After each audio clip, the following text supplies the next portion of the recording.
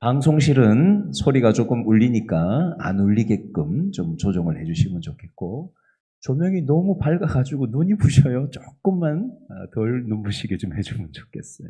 예, 감사합니다. 자, 우리 말씀을 다시 한번 읽어보겠습니다. 28절 시작.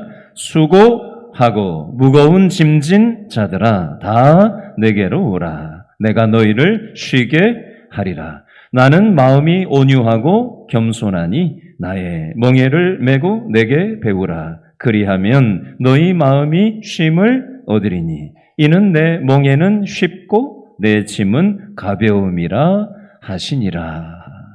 아멘.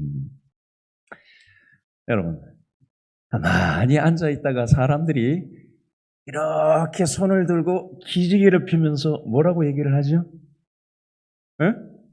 아우 피곤해 이런 말 해보시죠. 그렇죠? 많은 사람들이 아우 피곤해 이 말을 달고 사는 사람들이 참 많습니다. 그렇죠? 약국에 가면은 피로회복제가 많이 팔린다고 그러죠. 그래서 몸이 찌부둥하면 어디로 가요 우리가? 사우나를 하러 가고, 그죠? 뜨거운데 좀 지지면 이게 좀 뭐가 좀 풀리는 것 같고 그런 경향이 있잖아요. 여러분, 사람이 이 육신이 피곤하면, 그렇죠? 이 육신의 피곤함을 좀 해결하기 위해서 우리는 이렇게도 해보고 저렇게도 해보고 여러 가지 방법을 써봅니다. 쉬어도 보고 취미생활도 해보고, 그렇죠? 이 스트레스를, 이 피곤함을 해소시킬 수 있는 무언가를 우리는 나름 해봅니다. 그러나 그런 것들은 다 일시적인 휴식이고 일시적인 해소책일 뿐이에요. 여러분, 근본적으로 우리의 영혼이, 우리는 육신으로만 구성되어 있는 존재가 아니에요. 우리 사람은 영적인 존재예요. 그러므로 육신적인 방법의 문제 해결책만이 아니라 근본적인 영적인 이 해결책이 우리에게 있어야 된다는 것입니다. 자, 이 관점을 가지고 오늘 말씀으로 좀 들어갔으면 좋겠어요. 자, 28절 다시 한번 읽어볼까요? 28절 시작. 뭐하고? 수고하고 뭘 진 자들아? 무거운 짐진 자들아. 여기까지만 읽죠. 자, 첫 번째로 뭐하고? 수고하고. 두 번째, 무거운 짐진 자들아. 수고하고 무거운 짐진 자들아. 여러분, 제가 얼마 전에 머리 털라고 생전 처음으로 미술관이라는 데를 가가지고 돈을 내고 미술 전시를 처음으로 한번 봤던 적이 있어요. 최근에. 저는 미술에 대해서 까막눈이라 가지고 미술을 볼 줄도 모르는 사람이에요. 수백 점의 그림을 몇 시간 동안 돌아다니면서 봤는데요. 잘 모르겠어요. 이게 그거 같고 저게 그거 같고 잘 모르겠더라고요. 근데 그 수백 점의 그림 중에 유독 눈에 가는 그림이 하나 딱 있었어요. 오늘 말씀 준비하다가 그때 제가 눈에 하나가 딱 띄는 장면의 그림이 하나 있어가지고 그걸 제가 사진을 딱 찍어 놓은 게 있었거든요. 너무 이게 딱 와닿는 게 있었어요. 그래서 그 옆에 해설을 읽어봤어요. 그림이 어떤 그림이냐면요. 눈이 하늘에서 펑펑 내리는 그 그림인데 어떤 남자가 짐을 수레에다가 가득 실어가지고 그것도 평지가 아니라 눈이 많이 덮인 경사로를 거기다가 짐이 엄청 많이 있는 그 수레를 되게 힘겹게 그냥 평지를 이렇게 짐 실은 걸 끌고 가도 힘들 텐데 짐이 잔뜩 실려 있어서 경사로인 데다가 눈이 계속 내리는 데다가 눈도 쫙 깔려 있는 상태에서 무거운 수레를 경사로를 이걸 끌고 올라간다고 생각해 보세요. 그 얼마나 힘겹겠어요.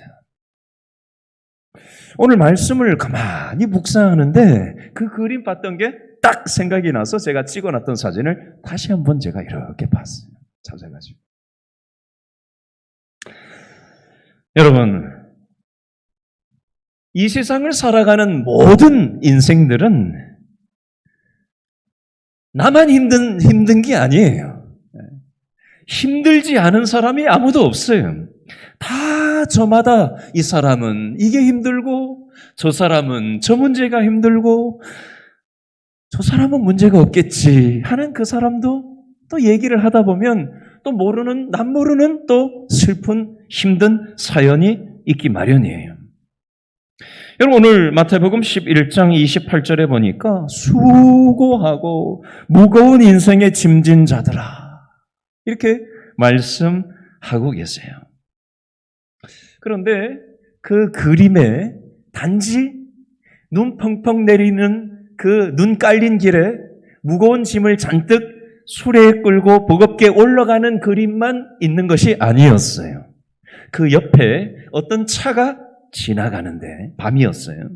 그림의 이미지가 차에 라이트가 있잖아요. 밤에 라이트가 이렇게 불이 켜지잖아요. 차에 그 불빛이 자기만 비추는 게 아니라 무거운 수레를 끌고 올라가는 사람을 향해서 비추는 방향을 가지고 그 각도로 그림을 그려놨어요.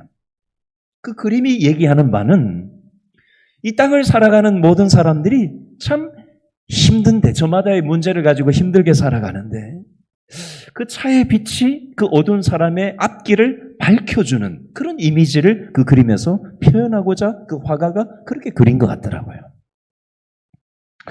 저는 오늘 이 말씀을 보면서 저와 여러분의 수고롭고 저마다의 인생의 무게 때문에 헉헉대면서 버거운 인생길을 우리가 걸어 올라가잖아요. 그렇죠? 그런데 차의 라이트 불빛이 아니라 하나님의 빛이 저와 여러분의 인생에 오늘 이 예배를 통해서 비춰주신다면 어떨까? 그 생각을 해보면서 오늘 말씀을 묵상을 했어요. 여러분, 창세기 2장 3절 말씀에 보니까 하나님이 그 일곱째 날을 복되게 하사 거룩하게 하셨으니 이는 하나님이 그 창조하시며 만드시던 모든 일을 마치시고 그 날에 무엇을 하셨음이라? 안식하셨음이니라. 사람을 지으시고 첫 번째 날에 하나님이 무엇을 하셨냐? 안식을 하셨어요. 여러분, 인간이 창조된 첫날에 안식일이 있었다라는 겁니다. 여러분, 사람은 육적인 휴식만 가지고 근본적으로 휴식되는 존재가 아니라는 얘기예요. 우리는 영적인 존재이기 때문에 하나님과 인간과의 올바른 관계성 안에 있을 때 우리는 참된 안식을 경험할 수 있는 존재가 바로 저와 여러분이라는 인간 존재라는 거예요. 마치 엄마 품 안에 있는 어린 아이가 얼마나 해맑게, 얼마나 좋아라 해요. 그렇죠? 먹을 거를 주고 뭘 아이한테 줘보세요. 엄마가 없으면은 아이는 다 집어던지고 우는 거예요. 그렇죠? 엄마 품 안에 있을 때 아기는 최상의 평안함을 누리는 것과 같은 이치예요.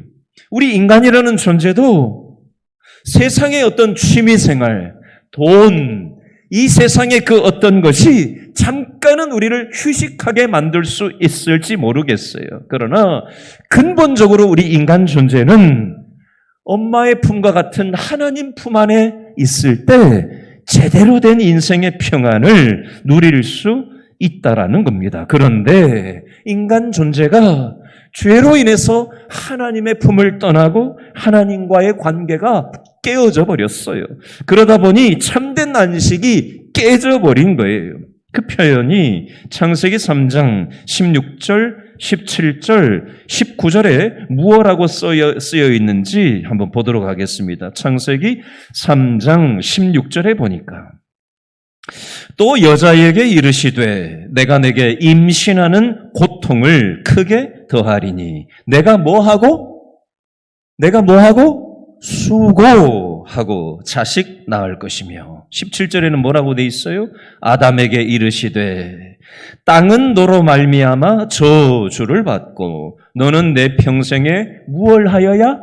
수고하여야 그 소산을 먹으리라.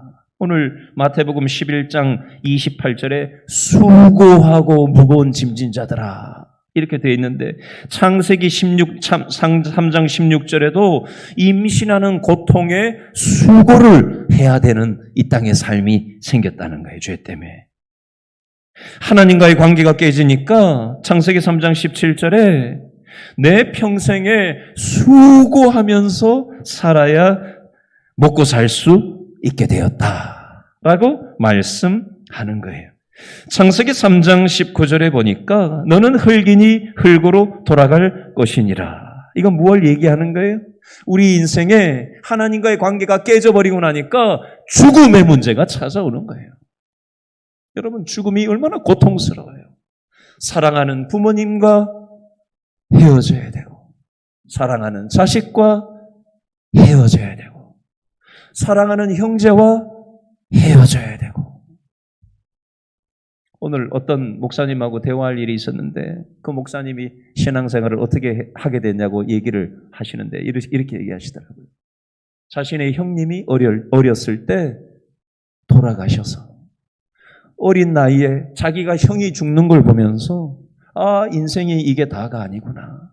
그것이 계기가 돼서 자기가 하나님 앞에 돌아오게 됐다라는 얘기를 저한테 하시더라고요. 여러분, 우리는 출생의 고통에 수고를 하면서 살아야 되고, 먹고 살려고 노동의 고통이 우리에게 이 수고로 음으로 다가오고, 죽음의 고통이 또 우리에게 다가오는 삶을 우리는 죄 때문에 이런 결과물들이 우리의 삶 가운데 오게 되었다는 겁니다. 시편 90편 10절 말씀에 보니까 우리의 연수가 70이요 강건하면 80이라도 그 연수의 자랑은 무엇과 무엇뿐이다? 수고와 슬픔뿐이요 신속히 가니 우리가 날아가나이다. 이 땅의 삶이 수고와 슬픔으로 점철된 인생이다 라고 말씀을 합니다. 여러분, 이 땅의 인생들은 하나님이 주시는 하나님과의 관계성 안에서 오는 그 안식을 상실함으로 말미암아 이 땅의 삶이 고단한 인생, 수고로운 삶이 되고 말았어요. 여러분, 이 세상은 주 7일, 우리나라 옛날에 살기 힘들 때 주 7일 하루도 안 쉬고 일했던 시절이 있었잖아요. 그렇죠? 우리나라가 이제 주 6일제로 바뀌었다가 주 5일제로 지금 바뀌었다가 우리나라가 이제 주 4.5일제로 지금 앞다퉈서 이제 앞장서는 기업들이 이제 생겨나고 있죠. 유럽 같은 나라는 이제 주 4일제 근무를 지금 시행하려고 시도하는 나라들이 지금 생겨나고 있는 시절이에요. 여러분, 조금 덜 일하면 사람들에게 평안이 올까요? 여러분, 조금 덜 일하면 육신은 편안할 수 있을 겁니다. 그러나 육신의 휴식만으로는 우리는 영적인 존재이기 때문에 참된 안식을 육신적으로 하루 더 쉰다고 해서 근본적으로 얻을 수 있는 건 아니에요. 여전히 우리는 마음의 불안과 초조와 갈등과 어쩔 수 없는 이 공허감으로부터 탈출할 수 없어요. 그래서 그 공허감을 채우려고 마약에 손을 대는 사람도 있고 알코올에 손을 대는 사람도 있고 오늘 또 뉴스를 보니까 또 뭐 영국인가 어딘가에서 마셔도 식물성으로 만든 알코올 성분이 없는데 이게 술 취한 거 비슷한 상태의 그런 어떤 느낌을 주는 운전해도 걸려도 전혀 알코올 성분이 0%로 나오는 그걸 누가 개발해서 그걸 또 수입을 해서 쓰냐 마냐 이걸 검사를 해야 되냐 마냐 또 이런 뉴스가 또 나오더라고요. 여러분, 우리의 공허감을 달래기 위해서 이것도 해보고 저것도 해보고 별의별 걸 다 해보지만 그런다고 우리 인생은 안식할 수 있는 게 아니에요. 여러분, 육신의 편리함과 영혼의 안식을 우리는 구분할 수 있어야 하는 것입니다. 오늘 성경에서 마태복음 11장 28절에 보니까 수고하고 무거운 짐진 자들아. 그럼 우리는 어떻게 해야 되나? 자, 그 다음에 무엇라고 되어 있나 읽어볼까요? 수고하고 무거운 짐진 자들아. 그 다음에 시작. 다 내게로 오라. 내가 너희를 쉬게 하리라. 수고하고 무거운 짐진 자들아. 다 내게로 오라. 내가 너희를 쉬게 하리라. 오늘 이 말씀의 주제를 왜 이 본문을 잡았냐면요. 오늘 새벽 설교가 요 내용이 나왔었어요. 딱 요 대목이 나왔었어요. 그래서 제가 오늘 새벽 말씀 전하면서 이 부분이 저한테 딱 와닿아가지고 일부러 오늘 이 주제를 가지고 말씀을 나누는 거예요. 제가 말씀을 준비하다가 이렇게 저렇게 설명할 수 있지만 찬양 하나가 생각이 났어요. 찬양하기 전에 요한복음 14장 27절 말씀에 보면 이런 말씀이 나와요. 요한복음 14장 27절에 보면요. 평안을 너희에게 끼치노니 곧 나의 평안을 너희에게 주노라. 내가 너희에게 주는 것은 세상이 주는 것과 같지 아니하니라.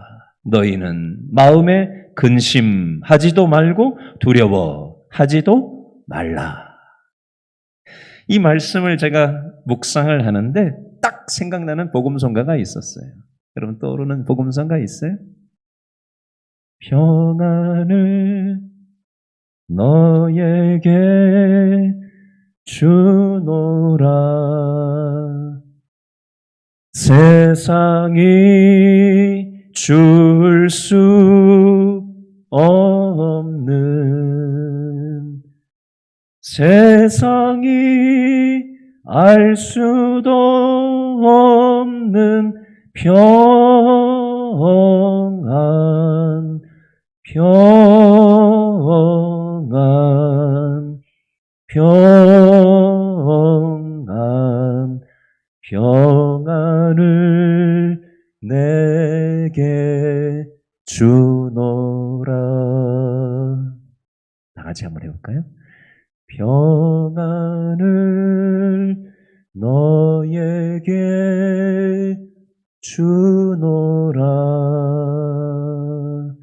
세상이 줄 수 없는, 세상이 알 수도 없는 평안, 평안, 평안, 평안을 내게 주노라. 여러분, 하나님은 오늘 금요 영성 집회에 왜 저와 여러분들을 이 자리에 불러 모아주신 줄 아세요? 이 세상 것으로 인해서 수고하고 무거운 짐 때문에 너무 버겁고 힘겨운 삶을 살아가고 있는 저와 여러분들을 하나님이 너무나도 안타까워하신 나머지 우리에게 하늘의 평안을, 세상이 알 수도 없고 줄 수 없는 하나님만 주실 수 있는 하나님과 관계 회복 안에서 주어지는 이 평안을 저와 여러분에게 선물로 주시려고 하나님이 저와 여러분들을 이 자리로 불러내신 줄로 여러분 믿음으로 받으실 수 있기를 바랍니다. 프랑스의 유명한 나폴레옹이라는 사람 여러분 다 들어보셨을 거예요. 세계를 호령했던 이 나폴레옹, 워털루 전투에서 패전을 하고 세인트 헬레나 섬에 유배가 되어 있었습니다. 사람들이 이 나폴레옹을 만나서 이렇게 질문을 했대요. 지나온 삶 속에서 가장 행복했던 게 언제였습니까? 라고 질문을 했더니 이 백발이 난 이 나폴레옹이 눈물을 흘리면서 이렇게 고백을 했다고 합니다. 스위스의 알프스 산맥을 넘을 때였습니다. 잠시 전투가 그친 어느 주일 아침이었는데 산 아래 조그만 교회에서 종소리가 울려왔습니다. 그 소리에 이끌려 교회당으로 들어갔는데 그때 나도 모르게 눈물이 주르륵 흐르며 최고의 행복을 맛보았습니다. 이렇게 고백을 했다라고 합니다. 제가 나폴레옹에 대해서, 종교에 대해서 검색을 해서 확인을 해봤더니 이 나폴레옹이 열렬하게 하나님을 믿고 꼬박꼬박 우리로 치면 주일 성수하고 봉사하고 이렇게 신앙생활 한 건 아니었지만 물론 자기 생각대로 자기 마음대로 살았던 부분이 참 많이 있었던 사람이지만 인본주의적인 모습도 많이 있었지만 그럼에도 불구하고 세상을 만드시고 또 자신을 만드신 하나님에 대한 믿음을 거부할 수 없는 믿음을 고백했다라는 것이 이 사람의 자료에 나오더라고요. 여러분, 완벽한 인생은 물론 없습니다. 누구도. 그러나 우리가 어디에서 온 존재인지, 어디로 가는 존재인지에 대해서 하나님 품 안으로 우리의 인생의 수고로움과 우리의 인생의 짐을 하나님 앞에 가지고 나가면 하나님께서는 세상이 알 수도 없고 줄 수 없는 평강과 큰 은혜를 우리에게 주고 싶어 하신다라는 것입니다. 수고하고 무거운 짐진 자들아 다 내게로 오라. 내가 너희를 쉬게 하리라. 계속해서 오늘 마태복음 11장 29절, 30절 말씀을 한 번 더 읽어보겠는데요. 똑같은 단어가 두 번 반복되는 단어가 하나 나와요. 29절에도 나오고 30절에도 나와요. 그냥 아무 생각 없이 읽으시면 안 되고 답을 찾으면서 한번 읽어보세요. 어떤 단어가 두 번 반복되나? 29절, 30절 읽습니다. 시작. 나는 마음이 온유하고 겸손하니 나의 무엇을 멍에를 메고 내게 배우라. 그리하면 나의 마음이 쉼을 얻으리니 이는 내 무엇은 멍에는 쉽고 내 짐은 가벼움이라 하시니라. 아멘. 두 번 반복되는 단어 답이 뭐예요? 멍에. 동그라미 해놓으세요. 멍에. 자, 이 멍에를 좀 설명을 해보겠습니다. 여러분, 짐승이 있잖아요. 짐승. 우리나라 소를 보면요. 소에 옛날에 밭 가는데 소를 많이 썼잖아요. 시골에서. 그렇죠? 이 소한테 짐을 지울 때 이 목하고 어깨 부분에다가 이 고리 모양의 나무 기구, 이 멍에를 이렇게 매게 하는 거예요. 그런데 오늘 성경에 그 당시 예수님 당시 이 팔레스타인 지역의 이 멍에는 어떤 모습으로 멍에가 끼워져 있었냐면 두 마리의 소가 이 멍에를 같이 매는데 한 마리의 소는 한 마리는 어미고 한 마리는 새끼예요. 어미와 새끼가 함께 머리를 넣을 수 있도록 이게 멍에가 만들어져 있는 거예요. 어미가 이 리더가 되는 것이고 새끼는 보조를 그저 맞추면서 그냥 따라가기만 하면 되는 거예요. 여러분, 방금 읽은 이 30절 말씀에 보니까 이는 내 멍에는 쉽고 내 짐은 가벼움이라 라고 되어 있는데 여기에서 나오는 내 멍에, 내 짐은 쉽고 가볍다라고 되어 있는데 내 멍에, 내 짐이라는 표현은 누구하고 멍에를 같이 맨다는 걸 얘기하는 걸까요? 따라합니다. 예수님과 함께 멍에를 매면서 살아가는 삶. 어미소가 아기소하고 함께 멍에를 메고 가면 어미소가 알아서 다 하고 끼워가지고 고리를 끼워 멍게가 끼워진 채로 새끼 소가 무슨 힘을 발휘하겠어요. 그냥 어미하고 이제 같이 따라가는 거지 그냥. 우리도 마찬가지라는 거예요. 예수님과 우리 성도들은 같이 멍에가 끼워져서 우리는 그냥 예수님하고 그냥 예수님이 원하시는 생각과 마음만 우리가 가지면 그냥 우리는 같이 따라가는 거예요. 우리가 무슨 용을 쓰는 게 아니에요. 그런 이치를 한번 연상을 해보시면 좋겠어요. 여러분, 오늘 우리가 말씀을 나누면서 영혼의 안식, 평안이라는 것들을 얘기를 하고 있는데요. 우리가 안식이라는 것을 아무 일도 안 하고 그냥 누워가지고 그냥 쉬는 걸 안식이라고 착각을 하는 경향이 있는데 그게 아니에요. 이 성경에 나오는 안식이라는 것은 하나님과의 바른 관계 안에 있을 때 우리의 영혼의 평안과 기쁨이 오는 걸 얘기하는 거예요.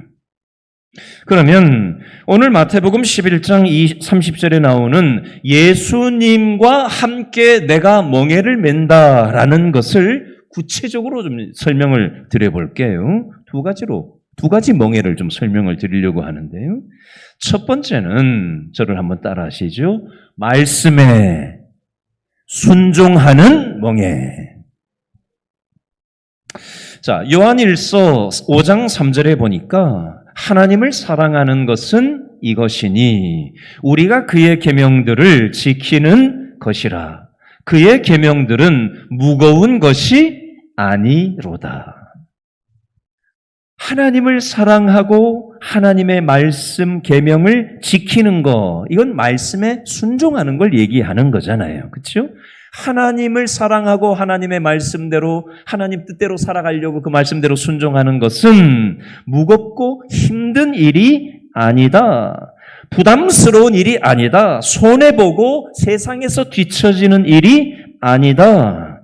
하나님의 말씀 안에서 살면 하나님이 우리 인생을 책임져 주신다라는 표현이에요. 예를 들면 여러분 운전을 해보잖아요. 운전. 여러분 요 앞에 교회 앞에 가면은 나가면 차 몰고 딱 나가면은 차선이 그려져 있어요? 차선이 없습니까? 차선이 있는 게 좋아요? 차선이 없는 게 자유로워요? 차선이 없으면 내 마음대로 막 다니면은 얼마나 자유로울 것 같아요. 그렇죠? 그런데 차선이 있으면 이게 불편한 것 같고, 그죠? 부담스러운 것 같고, 자유롭지 못한 것 같아서 차선을 다 지워버린다고 생각해 보세요. 그러면 도로가 얼마나 무질서해지겠어요. 위험 요소가 많습니다. 그러나 차선이 있음으로 인해서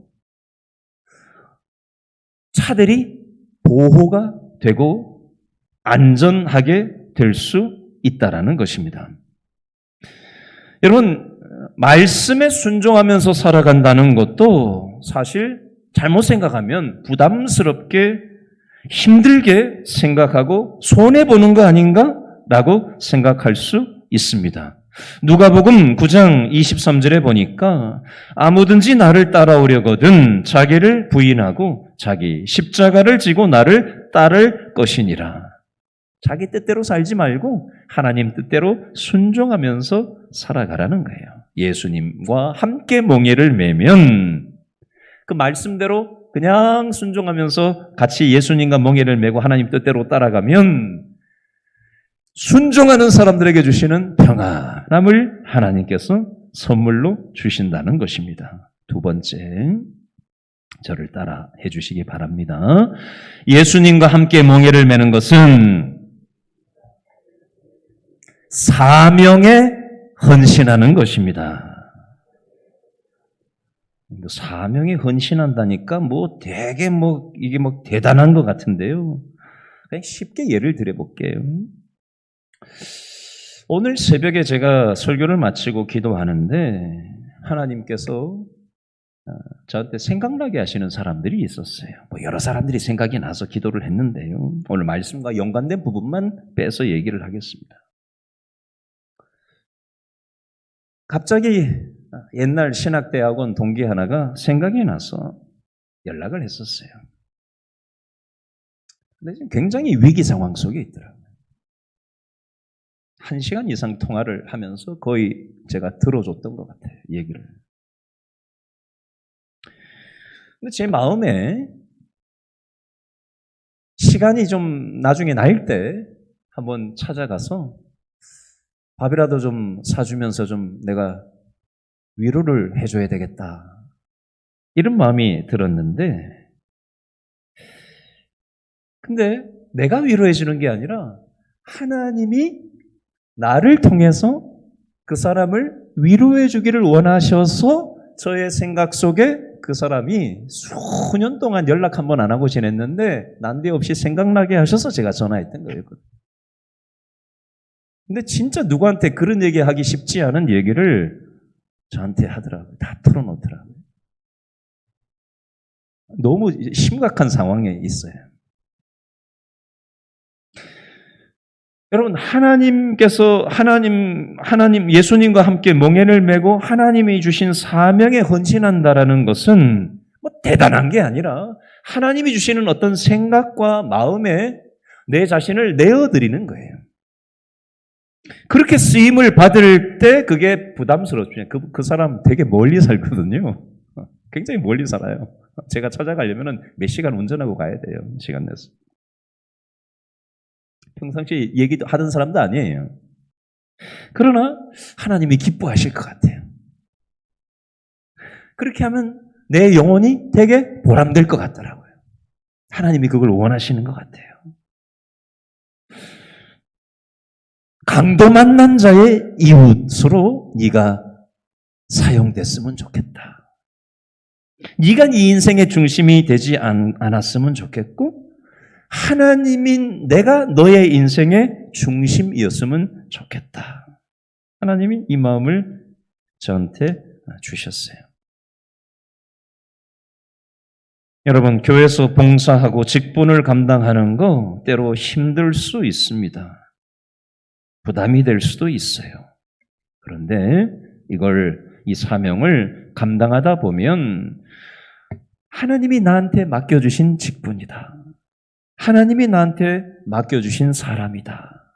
하나님께서 나한테 필요해서 허락하신 상황이다. 라고 믿음으로 받으면, 그리고 예수님과 함께 멍에를 메고 그것에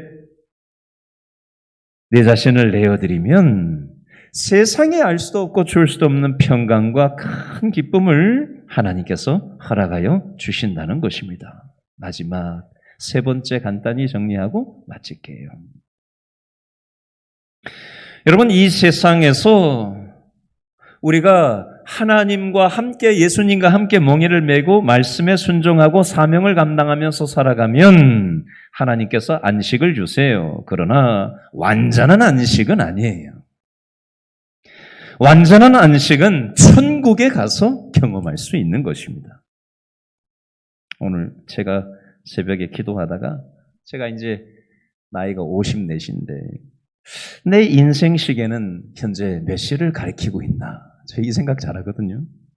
100년 산다고 생각했을 때 내 인생 시계는 지금 몇 시를 가리키고 있나? 여러분, 우리는 그렇다고 해서 이 세상을 현실을 대충 살고 천국만 바라고 살면 안 돼요. 우리가 발 딛고 살아가는 이 땅의 현실을 최선을 다해서 살아가는 것이 필요합니다. 그러나 우리의 시각은 현실의 코를 박고 살면 안 되고요. 그럼에도 불구하고 영원한 저 천국을 소망하면서 살아야 합니다. 인생의 좌표를 분명하게 찍고 살아야 돼요.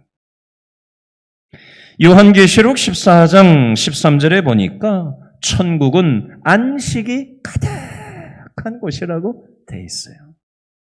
완전한 안식이 가득한 곳, 그것이 우리가 바라는 천국 생활이에요. 여러분, 오늘 하루도 먹고 산다고, 가정을 돌본다고 참 많이 수고하고 무거운 짐을 지시고 애를 쓰셨죠? 내가 예수님과 함께 멍에를 메고 살아가고 있는가? 아니면 내 힘으로만 수고하고 내 힘으로만 무거운 짐을 질질 끌고 터덜터덜 구르고 살아가고 있는가? 한번 돌아보시고 수고하고 무거운 짐진 자들아 다 내게로 오라. 내가 너희를 쉬게 하리라.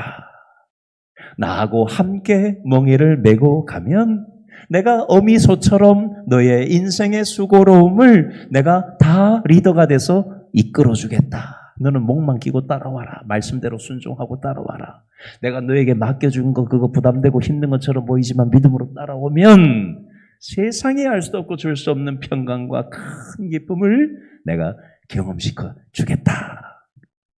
이렇게 말씀하시는 거예요. 여러분 믿음으로 이 시간 찬양하고 믿음으로 기도하는 시간.